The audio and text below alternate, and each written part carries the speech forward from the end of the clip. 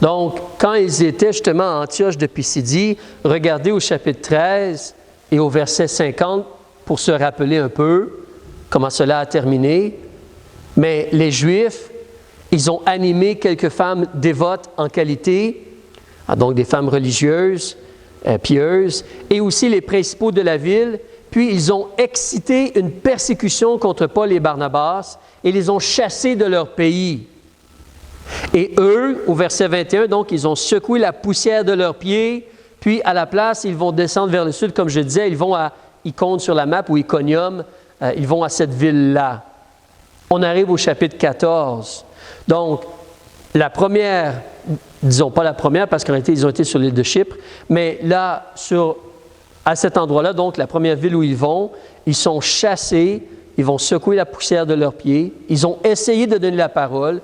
Il y a des gens qui se sont convertis. Le verset 52, il y a des disciples maintenant.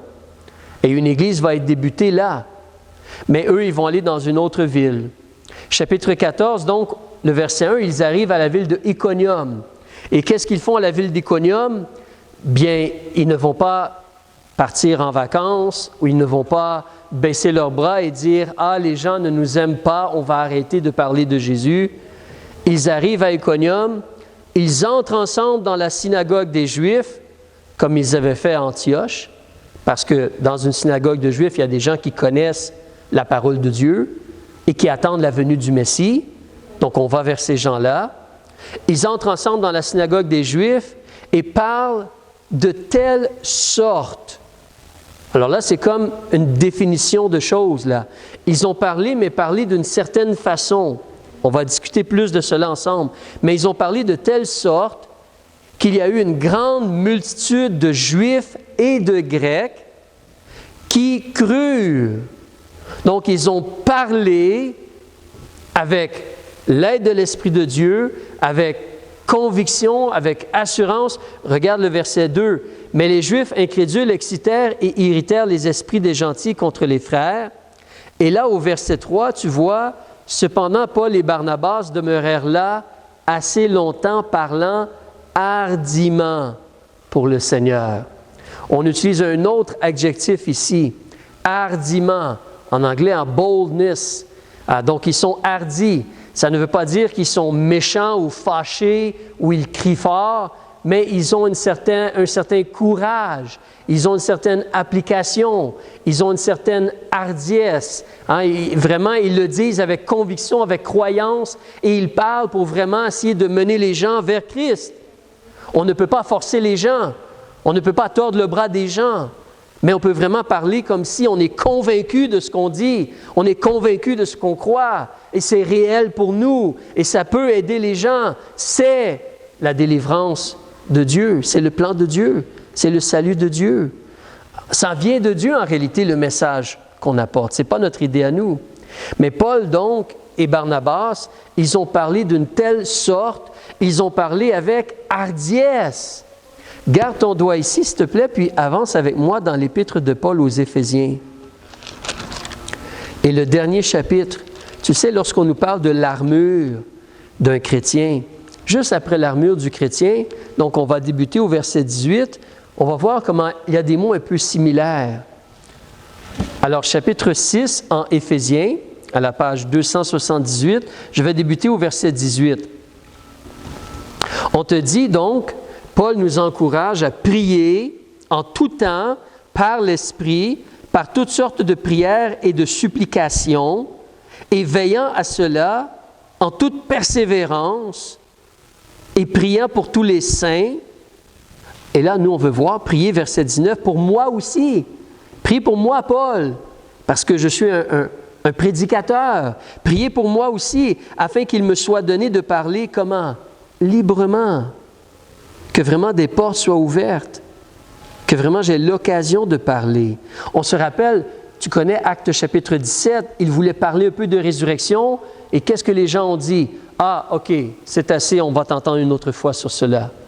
La porte, elle est fermée maintenant, concernant ces gens-là à Antioche. Un peu de gens ont cru et ont suivi Paul, ou se sont attachés à lui. Mais Paul prie, il demande de prier que je puisse parler librement. Et comment aussi? au verset 19, c'est le même mot avec hardiesse. Il faut qu'on parle librement et avec hardiesse. Et qu'est-ce qu'on veut dire? On veut parler de toutes nos histoires. On veut parler de toutes nos expériences dans notre vie. Non, on veut surtout faire connaître le mystère de l'Évangile. On veut expliquer aux gens la bonne nouvelle. On veut expliquer aux gens ce que Jésus a fait et pourquoi il l'a fait et comment c'est la seule façon d'être reçu par Dieu. Verset 20, « Pour lequel je suis ambassadeur, un représentant, dans les chaînes. Lui, il est en prison. En sorte que j'en parle comment? Avec hardiesse. Et comme je dois en parler. » Alors ça, c'est vraiment Paul, Barnabas aussi, mais ça, c'est un excellent exemple. C'est comme Jésus lui-même, c'est comme les autres apôtres, c'est comme Paul. La réalité, c'est pour toi et moi aussi. On doit apprendre à parler avec une certaine hardiesse, comme on doit en parler pour expliquer les choses concernant Jésus-Christ. Des fois, on est un peu mal à l'aise, des fois, on est un peu gêné peut-être, mais le Seigneur est avec nous et son Esprit veut nous aider. On a la puissance de Dieu pour être des témoins. Au début de Actes des Apôtres, tu te rappelles, chapitre 1, verset 8, vous recevrez le Saint-Esprit, c'est la puissance. Il va vous aider pour témoigner. Il va vous aider. Donc, mais on doit apprendre à parler avec hardiesse, parler de telle sorte que vraiment les gens vont vouloir croire. Qu'ils vont vouloir croire. Donc, Actes chapitre 14, on revient à cet endroit-là. Donc, on parle avec humilité, avec simplicité, avec sincérité, avec hardiesse. On parle au cœur des gens. On parle de la réalité de ce qu'on a vécu nous-mêmes. Comme David pouvait dire, j'ai cru, c'est pourquoi j'ai parlé. Et comme David pouvait dire, il a couvert mes péchés. Nous pouvons dire cela nous aussi, aux gens que nos péchés ont été pardonnés, qu'on a été délivrés du jugement. Donc, eux, ils vont parler vraiment de telle sorte que les gens vont croire. Il y a des Juifs qui croient, il y a des Grecs. Mais là, on a des paroles, on a les mots, on a le fait de donner. Puis toi et moi, on peut même donner les mots du Nouveau Testament, lire ou ayant mémorisé, on peut partager le Nouveau Testament ou des versets dans le Nouveau Testament. La parole de Dieu, elle est puissante. Et on voit comment les gens vont réagir à la parole de Dieu. Le verset 2 que j'ai lu tantôt, les Juifs incrédules, il y en a qui n'ont pas cru. Et il y en a qui n'ont pas cru dans le temps de Jésus. Et il y en a qui n'ont pas cru avant cela aussi. Nous, on regarde dans la vie de Jérémie, même dans le temps de Moïse.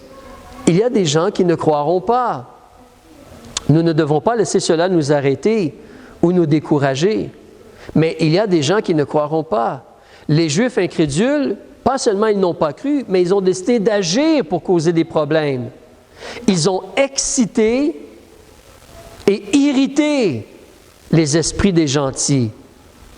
Ils ont excité, poussé, et irrité les esprits des gens qui ne sont pas juifs contre les frères. Paul et Barnabas, c'est peut-être ceux qui ont cru. Donc, c'est des faiseurs de troubles, hein? C'est des gens qui causent plein de problèmes. Mais ça, c'est la réalité des choses. Les gens ne sont pas neutres. Ils sont contre Dieu ou pour Dieu. Et ici, ces gens-là, vraiment, ils agissent contre Dieu, là. Contre le message de Dieu. Qui est Paul? Qui est Barnabas? Hein? En réalité, c'est le message qui les dérange. Donc, verset 3, alors on l'a lu, mais Paul et Barnabas sont demeurés là quand même. Et là, tu peux imaginer les complications et les difficultés. Tu peux imaginer peut-être Paul qui essaie d'aller parler, puis il y a des gens à côté qui viennent, puis qui essaient de déranger, puis causer des problèmes. Alors, il y a comme un genre de conflit là, dans la ville d'Iconium, peut-être même dans la synagogue. Mais eux, ils demeurent là, Paul et Barnabas, assez longtemps. Ils vont parler hardiment pour le Seigneur, malgré les obstacles. Et le Seigneur va faire quelque chose. Le Seigneur va rendre témoignage à la parole qui est prêchée, qui parle de sa grâce, de sa faveur, en faisant par leurs mains, la main des deux apôtres, des prodiges et des miracles. des prodiges et des miracles. Donc, on se rappelle, la réalité, c'est que justement, lorsque le Saint-Esprit est venu, Jésus avait averti qu'il y aurait justement des miracles qui vont suivre ceux qui vont croire. Et les Écritures nous en parlent. On avait vu dans Hébreux au chapitre 2 de mémoire, pour ne pas me tromper, on parle de la réalité justement que l'Esprit de Dieu a agi pour aider quand les gens témoignaient. Et il y a des miracles. On a vu le début, Actes des Apôtres. Pierre, les choses que Dieu a utilisé Pierre pour faire. Donc, un impotent a été guéri. Même les mouchoirs, hein, ou l'ombrage de Pierre plutôt que le mouchoir, des ombrages de Pierre et tout cela. Donc, Dieu a agi et fait des prodiges et des miracles pour démontrer, pour prouver que ce message-là, c'est vraiment le message de Dieu. Nous, où on en est rendu, les choses sont un peu différentes. La parole de Dieu, elle est là. Alors, on peut dire, regarde la parole de Dieu. Dieu fait encore des miracles et des prodiges, mais ce n'est pas comme si quelqu'un a la capacité de faire des miracles et des prodiges. C'est plutôt que nous prions et certainement Dieu intervient puis agit dans notre vie. Alors, notre vie, elle est un témoignage, elle est une lettre que les gens peuvent lire et voir et considérer Dieu qui nous aide, qui agit, qui nous change, qui s'occupe de nous, et ainsi de suite. Mais les prodiges et les miracles, c'est particulier parce qu'ici, il semblerait que ce qui a beaucoup influencé les gens, c'est comment Paul a parlé. Il y a eu des miracles, mais tu te rappelles, on te dit, il a parlé de telle sorte que beaucoup ont cru. Une grande multitude a cru. Mais il y a eu des miracles, des prodiges. Et là, au verset 4, on te dit que le peuple de la ville, il est partagé. Les uns étaient pour les Juifs, donc on est contre les apôtres et leur message, et les autres sont pour les apôtres. Petite pause ou mention, peut-être là des fois on va réfléchir, pourquoi est-ce que Barnabas est appelé un apôtre ici? Parce que apôtre est au pluriel, les apôtres. Donc il y a Paul et Barnabas. Pierre n'est pas là, ni Jean ou les autres apôtres. Donc Paul est appelé un apôtre et Barnabas est appelé un apôtre. Pourquoi sont-ils appelés apôtres? Il me semble qu'il y a 12 apôtres, les 12 apôtres de l'agneau. Et dans la simplicité des choses, on veut se rappeler que le mot apôtre veut dire un envoyé. C'est ce que le mot apôtre veut dire. Alors Jésus a envoyé 12 apôtres pour prêcher. Et ce qui se produit, tu te rappelles, l'Église d'Antioche a envoyé, le Saint-Esprit a envoyé ces deux hommes-là. Donc ils sont des envoyés, ils sont des apôtres. Si on a pris le mot grec puis on l'a traduit, c'est correct, il n'y a pas de problème.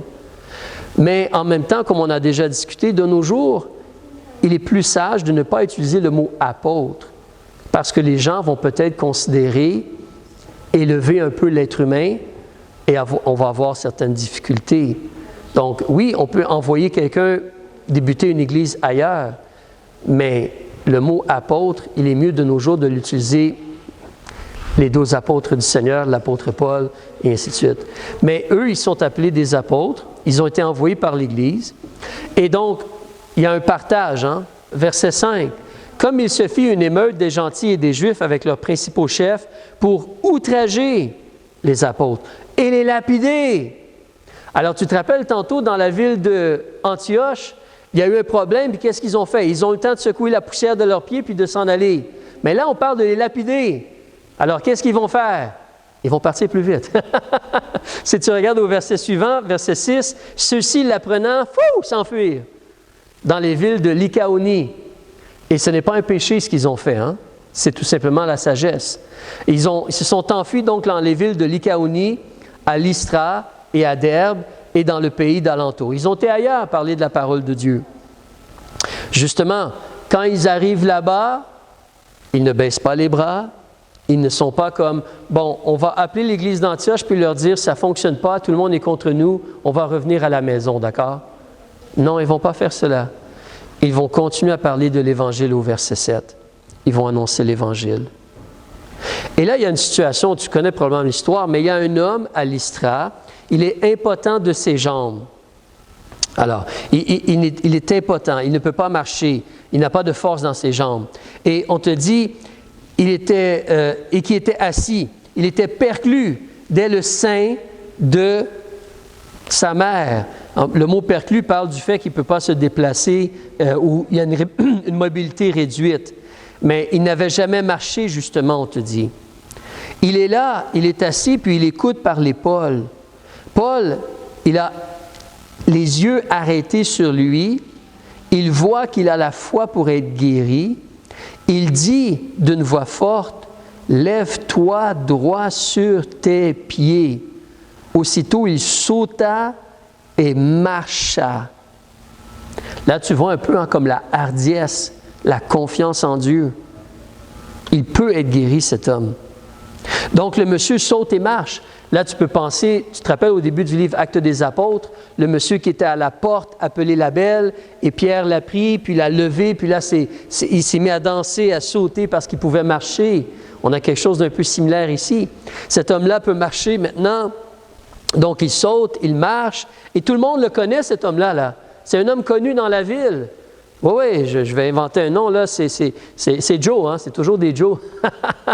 Alors, c'est Joe, là, ici, dans la ville, là. Joe, là, tu vois, il ne marche pas, tout le monde le connaît. C'est le monsieur qui a besoin d'aide, tout le monde essaie de l'aider peut-être. Mais là, tout à coup, Joe, il se promène puis il marche dans la ville. Wow! Alors, verset 11, le peuple, quand il a vu ce que Paul avait fait, le peuple s'est écrié et ont parlé dans leur langue à eux, la langue lycaonienne. Des dieux sous une forme humaine sont descendus vers nous. On se rappelle, hein, dans l'histoire, souvent les Grecs, les Romains, ils avaient des faux dieux qui ressemblaient à des êtres humains. Là. Donc, alors, justement, chez les Grecs, il y avait Zeus comme le dieu des dieux, puis chez les Romains, c'était Jupiter. Et Mercure, c'était le messager, celui qui apportait la parole. Et donc, ils ont appelé Barnabas Jupiter parce qu'il se tenait là, mais Paul était celui qui parlait. Donc, Paul, c'est Mercure. Alors, parce que c'était lui qui portait la parole, verset 12.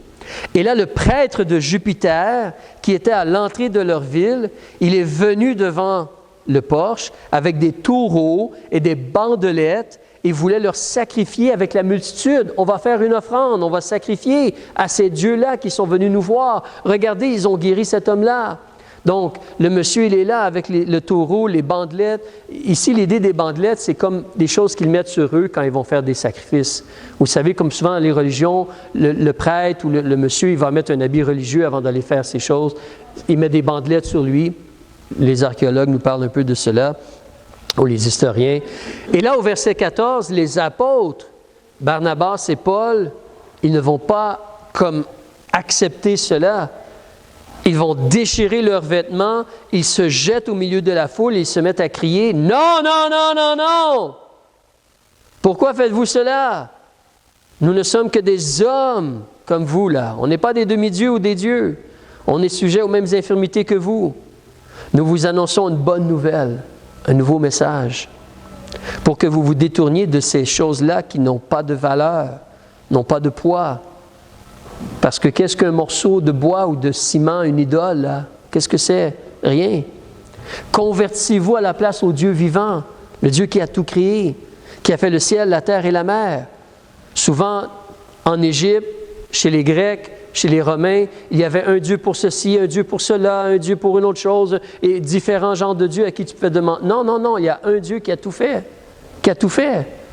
Il a fait toutes les choses. Et ce Dieu-là, dans les temps passés, a laissé marcher toutes les nations dans leur voie. Quoiqu'il n'ait point cessé d'essayer de se faire connaître en donnant des témoignages de ce qu'il est, sa bonté, sa miséricorde, il a fait du bien. Il nous envoie du ciel les pluies et les saisons fertiles. Il remplit nos cœurs de bien et de joie. Donc, il essaie de se faire connaître, ce Dieu-là. Mais justement, regardez vers ce vrai Dieu-là. Et là, qu'est-ce qui se passe? À peine est-ce qu'ils ont dit cela, on n'a pas fait un sacrifice à ces deux hommes-là. Mais il va se passer quelque chose d'autre. Parce que justement, il y a des gens qui sont contre Dieu et contre le message de Dieu. Et la réalité du combat, elle est là. Elle était là pour Jésus, elle était là pour les apôtres, elle va être là pour nous aussi. Et on te dit au verset 19 que des Juifs sont venus d'Antioche de Pisidie et d'Iconium. Donc, les deux villes où auparavant Paul avait été avec Barnabas, Antioche et Iconium, les Juifs de ces villes-là décident de comme, je ne sais pas, peut-être ils ont entendu parler, ce fatigant-là, maintenant il est à la ville de Lystra. On va aller le trouver là-bas, puis on va se débarrasser de lui. Un jour, j'étais à Montréal dans un gros bloc appartement. Peut-être 30, 40, 50 logements dans le bloc appartement. Et donc, je suis entré, je frappais aux portes, je parlais aux gens. J'ai frappé à une porte, j'essaie de parler avec le monsieur, mais le monsieur n'était pas nécessairement, comment je pourrais dire, plus que pas intéressé, il me voyait d'un mauvais œil. Et il a commencé à me parler d'une certaine façon où j'ai considéré la meilleure chose à faire, c'est de dire « Bonne journée, monsieur » et de quitter. Je vous épargne les détails. Mais donc j'ai quitté pour aller frapper ailleurs en me disant « Je ne vais pas rester sur son étage parce qu'il va me suivre sur l'étage et crier en arrière de moi. Donc je vais aller sur un autre étage. » Alors, j'ai été sur un autre étage, mais je l'entendais. Il est allé chercher d'autres personnes, puis il a commencé à amener des gens pour dire, il y a quelqu'un qui est entré ici, là, il veut voler nos choses.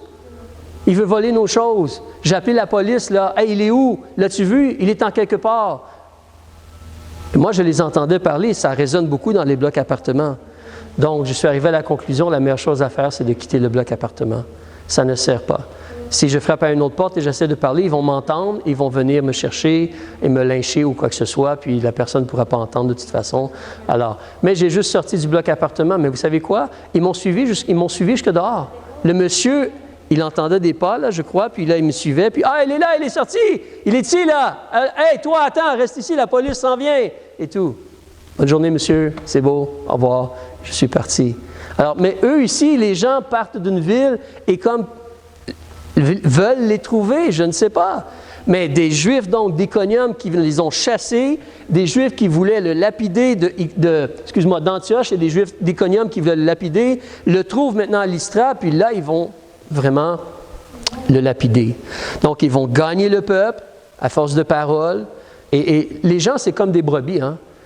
Si tu cries assez fort que c'est un bon à rien, puis il a causé des problèmes, tout le monde va être derrière toi, comme ils ont fait avec Jésus, hein? Crucifie-le! Crucifie-le! Et on l'a crucifié. Alors, ils ont gagné le peuple, ils ont lapidé Paul. Ils l'ont traîné hors de la ville, croyant qu'il était mort. Alors, moi, évidemment, peut-être lorsqu'on va arriver au ciel, on va pouvoir sortir, la cassette ou le film, puis regarder cela quand Paul s'est fait lapider. Là, on a juste ces mots-là. Mais qu'est-ce qui s'est produit? Est-ce que Paul s'est mis en boule pour se protéger des pierres? Est-ce qu'ils l'ont vraiment assommé à coups de pierre et il y avait du sang partout et des choses comme cela? Ils l'ont traîné en dehors de la ville. Est-ce qu'il était vraiment évanoui ou est-ce qu'il faisait semblant? Je ne sais pas. Mais eux, ils croyaient qu'il était mort. Et qu'est-ce qui se produit? On le laisse là en dehors de la ville. Au verset 20, les disciples s'étant assemblés autour de lui, il se lève et il rentre dans la ville de nouveau. Et le lendemain, il s'en va avec Barnabas dans une autre ville. Et qu'est-ce qu'ils font? Barnabas, on va prendre une couple de journées de vacances, s'il te plaît, OK? Non! Qu'est-ce qu'il fait? Il se met encore à annoncer l'Évangile. C'est là que je me demande, si on l'a frappé avec des pierres, est-ce qu'il a plein de bleu dans le visage, puis il essaie de parler en même temps de Jésus? Je ne sais pas. Est-ce qu'il s'est protégé, donc il a juste été frappé sur l'épaule? Je ne sais pas. Mais le lendemain, il s'en va, puis c'est comme public, là. Il va aller parler de l'Évangile dans cette autre ville-là, la ville de Derbe. Wow! C'est incroyable. On va arrêter pour l'instant, puis conclure, mais une chose que toi et moi, on doit réaliser, nous, en réalité, on n'a peut-être pas été chassés ou persécutés ou lapidés et on n'a pas nécessairement peut-être agi comme cela. Nous, on a cru le message de l'Évangile. On a cru ce que Jésus a dit. Mais c'est notre part à nous aussi maintenant de parler et d'apprendre à demander l'aide du Seigneur pour parler comme on devrait en parler. Transparence, sincérité, humilité, fermeté, hardiesse, amour, de l'amour vraiment pour les gens. On veut les gagner à la vérité. Alors, et de parler de l'Évangile, d'expliquer l'Évangile aux gens et ce que Dieu demande d'eux. On veut se rappeler que Dieu va intervenir, hein? Dieu va agir. Oui, Dieu permet peut-être qu'on soit lapidé, mais n'oubliez pas, qu'est-ce qu'on a fait à notre Maître, à Jésus? Comment on a traité Jésus? On va nous traiter de la même façon. Et le Seigneur, il est avec nous pour nous soutenir et nous aider par sa grâce. C'est là que nous, on doit apprendre à demander sa grâce, demander son aide, demander sa puissance. Quand Samson faisait des choses extraordinaires, ce n'est pas parce qu'il était entraîné pour être fort, c'est parce qu'il avait la puissance de Dieu avec lui. Et il demandait la puissance de Dieu. On voit des cas où il a prié puis il a reçu de Dieu. Donc, mais on doit apprendre que Dieu peut faire des prodiges et des miracles. Et notre vie devrait être quelque chose qui démontre comment Dieu, il est vrai. Comment Dieu, il est vrai. Et ses promesses et ses paroles, c'est quelque chose de réel. On doit être averti qu'il va y avoir différentes réactions. Il y a des gens qui vont croire, alléluia. Il y a des gens qui vont dire, j'aimerais en savoir plus. Mais il va y avoir de l'opposition. Même de l'opposition physique.